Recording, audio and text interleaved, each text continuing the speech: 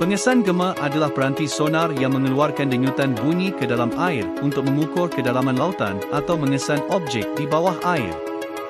Ia adalah alat biasa yang digunakan oleh kapal untuk navigasi dan mengelakkan perlanggaran.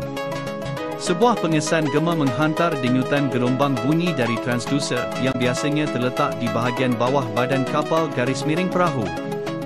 Gelombang ini bergerak melalui air, mengenai objek yang tenggelam, dasar laut, bangkai kapal, kawanan ikan besar, melantun dari objek-objek ini, dan kembali ke atas ke transducer. Ekor Sundes juga dikenali sebagai fatometer. Mereka berfungsi dengan menggunakan prinsip ekolokasi, yang serupa dengan cara ikan lumba-lumba dan kelawar menavigasi. Navigasi, alat sonar membantu kapal berlayar. Mengukur kedalaman, pendeteksi gema mengukur kedalaman lautan atau badan air lain. Mengesan objek, pemancar gema boleh mengesan kumpulan ikan, plankton, dan bangkai kapal. Pemetaan, pemancar gema pelbagai pancaran mencipta peta terperinci dasar laut. Bahagian utama pengesan gema pada kapal adalah transducer, pemproses isyarat, dan unit paparan. Transducer biasanya dipasang pada bahagian bawah badan kapal. Ekor Sunda menghantar denyutan bunyi ke bawah ke dalam air melalui transducer. Ekor yang dipantulkan dari dasar juga diterima oleh pengesan ekor. Selang masa antara pelepasan denyutan bunyi dan kepulangannya sebagai gema digunakan untuk menganggarkan kedalaman air. Pemprosesan isyarat dalam alat pengukur kedalaman melibatkan penukaran gelombang bunyi yang melantun kembali dari objek menjadi isyarat elektrik dan mengira masa yang diambil untuk perjalanan. Maklumat ini kemudiannya digunakan untuk menentukan jarak dari pemancar gema ke objek. Unit paparan bagi pemancar gema adalah skrin yang menunjukkan data yang dikumpulkan oleh pemancar gema. Unit paparan boleh menjadi paparan kristal cecair, LCD, atau paparan yang boleh dilihat di bawah cahaya matahari. Ekor Sunda adalah sejenis sonar yang mengukur kedalaman air dan digunakan untuk navigasi, pengukuran, dan mengesan ikan. Jenis utama pengesan gema yang digunakan: single beam, multi beam. Jenis ekor Sunda yang paling asas mengeluarkan satu gelombang bunyi dan mengukur masa yang diambil untuk gelombang itu kembali. Digunakan untuk tinjauan air cetek. Lebih murah daripada pengesan gema multi-beam, lebih mudah untuk mentafsirkan hasil. Apa itu single beam echosonder? Sistem batimetri menggunakan single beam echosonder yang mempunyai susunan panel untuk tampilan grafis dan transducer. Transducer merupakan sebuah transceiver, yaitu transmitter dan receiver, di mana transducer akan mengubah energi listrik dari echosonder menjadi energi akustik. Transducer tersebut akan dipasang pada lambung kapal di bawah permukaan air. Single beam echosonder dikenal sebagai deep sounder atau fatometer, di mana alat ini digunakan untuk menentukan kedalaman air dengan mengukur waktu tempuh pulsa sonar pendek atau ping sonar. Ping sonar tersebut dipancarkan dari transducer yang diposisikan tepat di bawah permukaan air, dan single beam echosonder mendengar gema kembali dari dasar laut. Pada kenyataannya, energi sonar akan dipantulkan oleh apapun yang mungkin ada di jalur suara, seperti ikan, puing-puing, vegetasi air, dan sedimen tersuspensi. Single beam echosonder yang digunakan untuk survei batimetri mampu memberikan kedalaman dasar laut yang sangat akurat dengan merekam kolam air secara digital dan menghasilkan ekogram yang memberikan representasi grafis dari gema yang dihasilkan. Secara historis, informasi ini disajikan pada perekam grafis kertas menggunakan kertas thermal sebagai alat bantu surveyor untuk membaca akurasi pemaruman. Single beam echosonder memiliki dua tipe, yaitu single frekuensi dan dual frekuensi. Penggunaan sonar dengan frekuensi 200 kHz digunakan di air dangkal atau di bawah 100 meter, karena redaman suara di dalam air akan menurun pada frekuensi yang lebih rendah. Sedangkan untuk frekuensi 24 hingga 33 kHz biasanya digunakan untuk survei yang lebih dalam. Seringkali dua frekuensi tersebut digabungkan untuk memudahkan pemaruman dan menjadi satu transducer dengan frekuensi ganda, misalnya 33 atau 200 kHz. kita dapat mengambil contoh yang mudah untuk menjelaskan konsep frekuensi suara seperti mendengarkan musik keras yang dimainkan di rumah tetangga, di mana bass atau frekuensi rendah lebih sering terdengar dan melewati tembok rumah, sedangkan frekuensi tinggi lebih banyak teredam atau terserap oleh tembok rumah itu sendiri. Untuk survei dengan partikel tersuspensi yang tinggi sering ditemui saat pengerukan sedang berlangsung. Sonar dengan frekuensi rendah mampu menembus lapisan tersuspensi yang tebal dan mengukur dasar laut yang tidak terganggu di bawahnya. Transducer dapat dipilih dengan lekas berkas yang berbeda, yang akan menunjukkan ukuran jejak tinggi sonar di bawah laut. Transducer dengan berkas yang lebih sempit dapat memberikan area ensonifikasi yang lebih kecil, dan menyajikan pengukuran kedalaman pada titik yang terpisah di bawah kapal. Penggunaan transducer dengan berkas yang lebih sempit menguntungkan ketika ingin mengetahui posisi eksak dari fitur di bawah laut. Transducer dengan frekuensi rendah biasanya memiliki berkas yang lebih besar daripada transducer frekuensi tinggi. Transducer tersebut memerlukan ukuran yang besar untuk menghasilkan gelombang suara terarah saat frekuensi berkurang. Kelebihan single beam echo sounder. Yang pertama, peralatan tersebut dapat dioperasikan oleh personil yang kurang berpengalaman. Yang kedua, mampu menghasilkan informasi kedalaman sepanjang garis lajur yang dilalui oleh kapal. Yang ketiga, ketika sonar memiliki sudut beam yang sempit, maka akan menghasilkan keakuratan posisi yang cukup tinggi dalam pengukuran kedalamannya. Yang keempat, biaya yang digunakan lebih hemat dibandingkan sistem multibeam echo sounder. Yang kelima, berguna di perairan dangkal 5 hingga 10 meter. Yang keenam, hasil survei menggunakan single beam echo sounder lebih mudah ditafsirkan dan memakan sedikit waktu untuk proses pengolahan. Kekurangan single beam echo sounder. Yang pertama, dalam hal kecepatan survei, single beam echo sounder bukan merupakan instrumen pengukur yang efisien waktu, karena dalam sekali pengukuran hanya mendapatkan satu ukuran kedalaman. Yang kedua, ada fitur-fitur dasar laut yang tidak terekam antara lajur per lajur sebagai garis tracking perekaman, yang mana ada ruang sekitar 10 hingga 100 meter yang tidak terlihat oleh sistem ini. Yang ketiga, proses pemetaannya membutuhkan waktu yang lama. Berikut ini adalah penjelasan tentang apa itu single beam echo sounder. Jika ingin mengetahui apa yang akan kami lakukan selanjutnya, silakan cek di sosial media dan website kami. Sampai jumpa di pertemuan berikutnya. Mengeluarkan gelombang bunyi berganda secara serentak. Menyediakan pelbagai ukuran kedalaman sekaligus. Lebih cekap dan tepat untuk tinjauan air dalam. Boleh mencipta peta resolusi tinggi bagi dasar laut. Multimetri menggunakan multi-beam echo sounder yang terdiri dari susunan panel yang digunakan untuk tampilan grafis dan transducer. Multi-beam echo sounder juga dilengkapi dengan alat-alat lainnya yang akan kami sebutkan selanjutnya. Sistem ini bekerja dengan mentransmisikan pulsa suara atau ping sonar melalui pemancar pada frekuensi tertentu, kemudian menerima pulsa yang sama melalui penerima. Sistem ini terpasang pada lambung kapal di bawah permukaan air. Single beam echo sounder dikenal sebagai deep sounder atau photometer, yang digunakan untuk menentukan kedalaman air dengan mengukur waktu tempuh pulsa sonar pendek atau ping sonar. Ping sonar tersebut dipancarkan dari transducer dan single beam echo sounder mendengarkan gema kembali dari dasar laut. Pada kenyataannya, energi sonar akan dipantulkan oleh apapun yang mungkin ada di jalur suara, seperti ikan, puing-puing, vegetasi air, dan sedimen tersuspensi. Single beam echo sounder menggunakan satu berkas yang dipancarkan pada tiap ping sonar. Multi-beam echo sounder menggunakan prinsip yang sama dengan single beam echo sounder, namun terdapat perbedaan pada penggunaan multi-beam, di mana jumlah multi-beam atau berkas yang dipancarkan lebih dari satu dalam satu kali ping. Sonar multi-beam echo sounder memiliki beberapa transducer yang memungkinkan untuk area yang luas saat pemeruman, sekaligus membuat survei menjadi lebih cepat dan akurat. Letak peta ditentukan oleh kedalaman dasar laut yang disurvei. Ping dipancarkan dalam bentuk kipas yang keluar dari pemancar. Transducer yang terdapat di dalam multi-beam sonar terdiri dari serangkaian elemen yang memancarkan pulsa suara dalam sudut yang berbeda.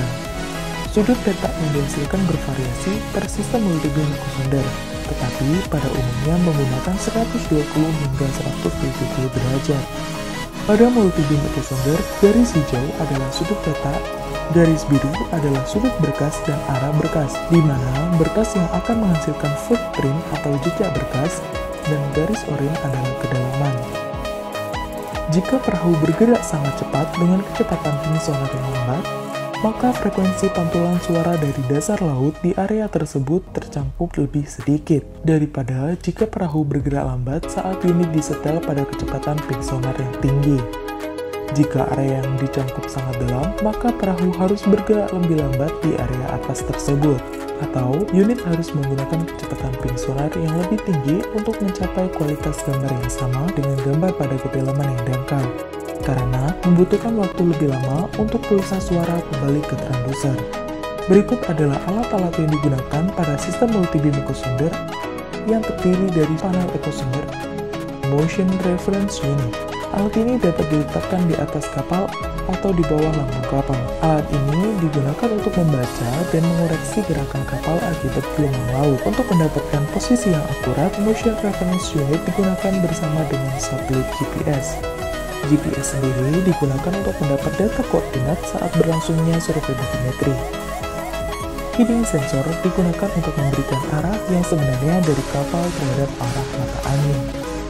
Sound velocity sensor digunakan untuk menangkap kecepatan suara, sedangkan untuk sound velocity profiler digunakan untuk memberikan nilai kecepatan suara di setiap kolom kedalaman air di sekitar area survei. Pemancar dan penerima disebut transducer karena mereka mengubah energi menjadi bentuk lain, di mana pemancar mengubah sinyal listrik menjadi pulsa akustik, sedangkan penerima mengubah pulsa akustik menjadi sinyal listrik. Karena tingkat presisi dan akurasi multibeam echo sounder yang tinggi dapat dicapai dengan menandai waktu setiap penyusuan data yang ditransmisikan, dan secara tepat mengukur waktu dan sudutnya kembali. Dimungkinkan untuk membuat model permukaan 3 dimensi dasar laut yang menakjubkan.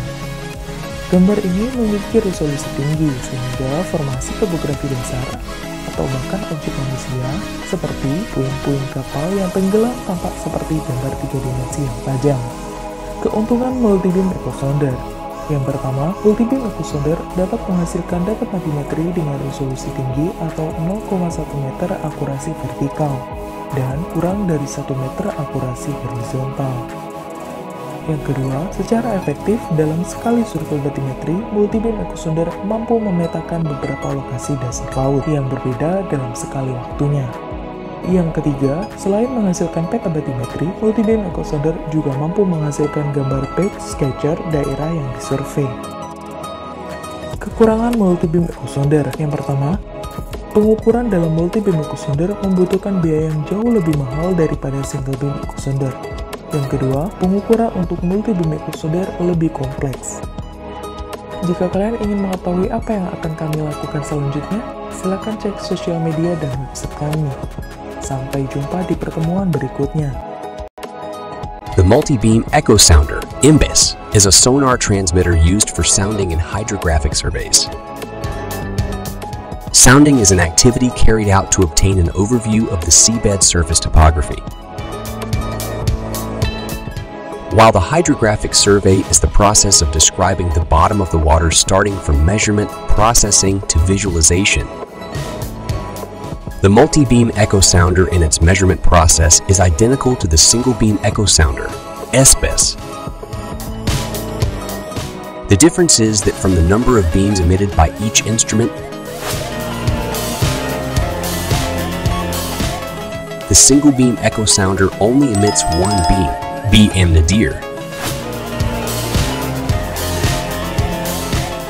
In each beam, in contrast to the multi-beam echo sounder which emits up to 256 beams in each beam, making the multi-beam echo sounder more effective for sounding in large survey areas. Sounding using a multi-beam echo sounder will produce more detailed data because there is no water bottom that is missed from the sweeping beam. With a dense beam density, it will result in modeling the actual water bottom.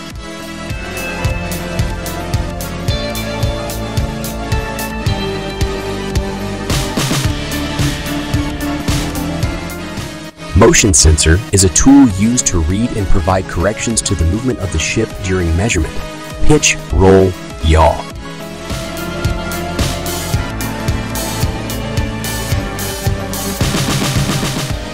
GPS position is a tool used to provide the actual position of the ship. The accuracy of the GPRC of the GPS position affects the accuracy of the beam point. Heading is a tool used to provide the actual direction of the ship. Heading accuracy affects the accuracy of the beam point.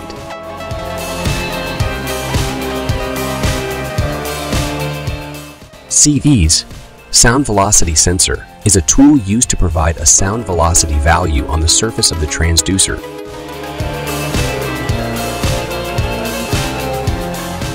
ZV, sound velocity profiler, is a tool used to provide sound velocity values in each column into the water around the survey area. Tidal observation data is data that is used to provide corrections to the survey result depth data to correct the dynamics of changes in sea depth during data acquisition.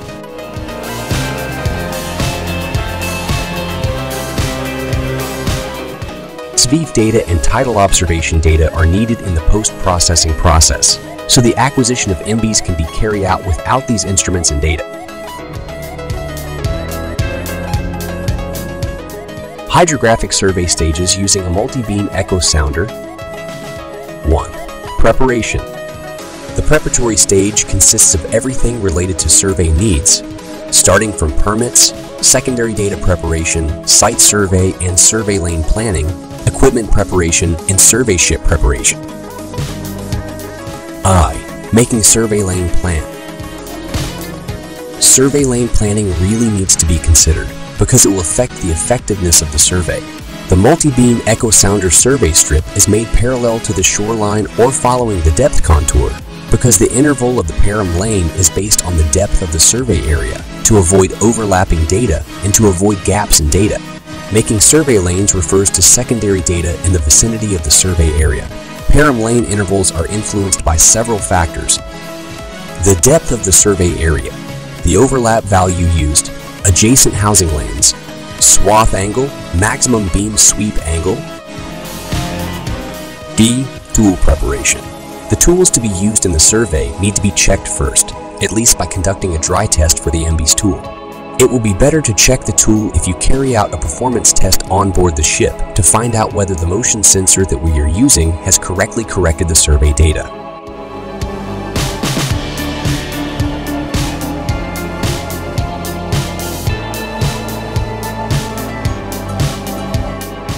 C. Survey vessel preparation. The survey vessel to be used is selected whether it is suitable for the survey area.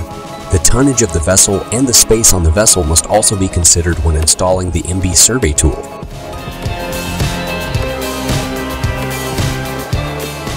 Two. Performing measurements with multi-beam echo sounder.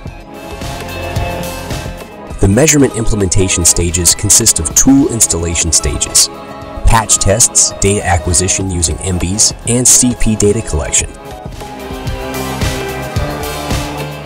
C. Data acquisition using MBs. In carrying out measurements using MBs, it is necessary to pay attention to the swath angle of the tool, whether it is in accordance with the planning of the coverage area of each survey line, because planning only uses depth secondary data for field conditions where the depth of the area does not. Match the plan. The swath angle of the beam may be changed to adjust of the planned survey line coverage area.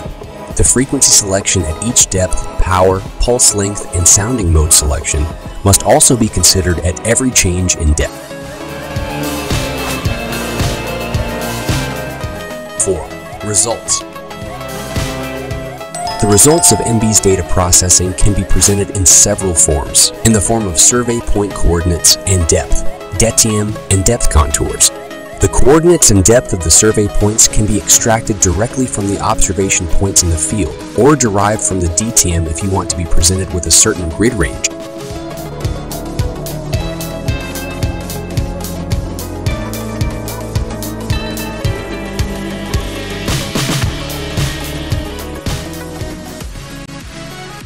Sekian, terima kasih.